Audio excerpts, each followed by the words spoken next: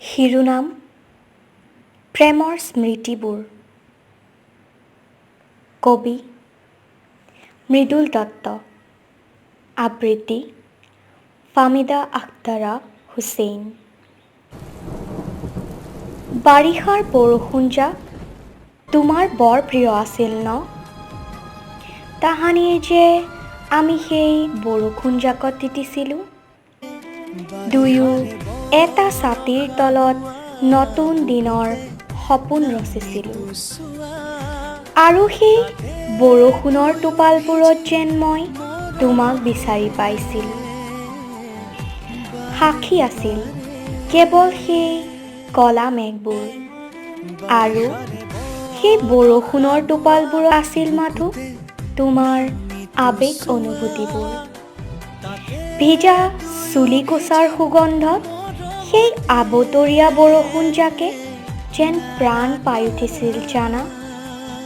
তোমাৰ চকু জুৰি চাই মই অনুমান কৰিছিলোঁ মোক লৈ তোমাৰ ভালপোৱাবোৰ।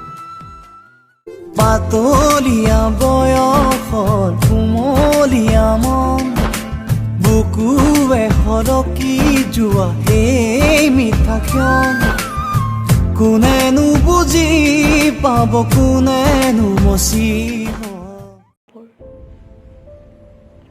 আৰু হাঁহিটোত যেন বিৰিঙি উঠিছিল আমাৰ সপোনৰ পৃথিৱীখনৰ বাস্তৱতা।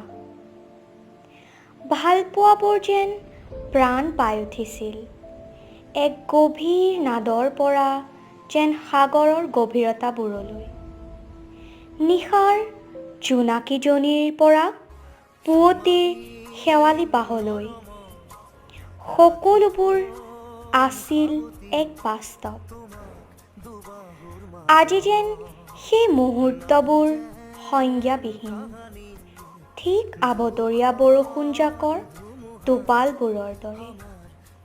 আছে মাথো স্মৃতিবোৰ, সেই প্ৰেমৰ গৰ্ভৱতী নদীখনত নাবিক হোৱাৰ অভিজ্ঞতা মোৰ নাছিল, মাথো আছিল আজীৱন এক পুৱাৰ হাবিয়াস।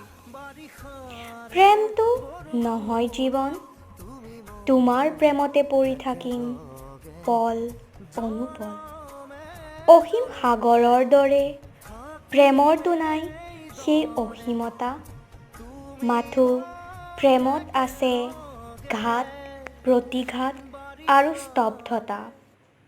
আজি সেই স্তব্ধতাই সোঁৱৰাই যায় জীৱন।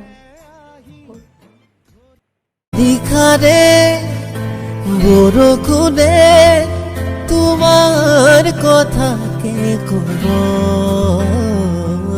oh, oh, oh.